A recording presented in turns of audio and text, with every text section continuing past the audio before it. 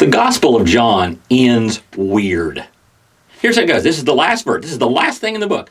Jesus did many other things as well. If every one of them were written down, I suppose that even the whole world would not have room for the books that would be written. In other words, I could have written a lot longer book, but I didn't.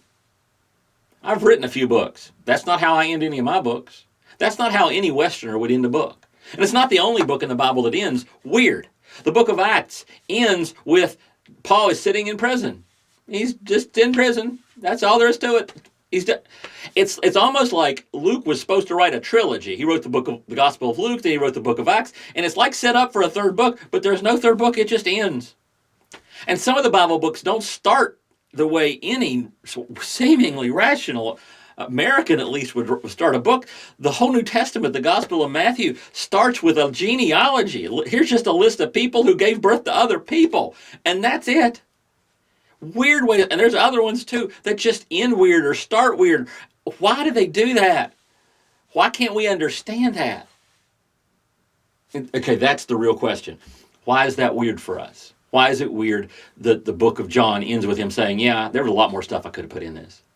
That Acts ends with Paul in jail. That Matthew starts with a whole list of names. Because they lived in a different culture. They saw things differently than we saw them. Sometimes we come to the Bible and we're so cocky that we know exactly what's going on. And I was looking at somebody who'd written a commentary online about Revelation. Somebody sent it to me. And I'm like, they had no reference, no idea that it was written into a culture. It's like, folks, we have to pay attention.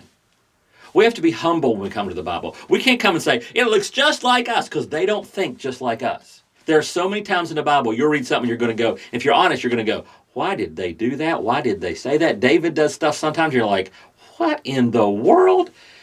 Their world was different. The way they thought was different. And we have to be humble. We have to read the Bible. We have to do our best to understand it. And we have to do our best to put ourselves in their minds, in their places, because that's the best way to understand the Bible, isn't to try to make it a book that I think is doing what I want it to do, but is the book that is doing what God wanted it to do through the people that he wrote it to originally.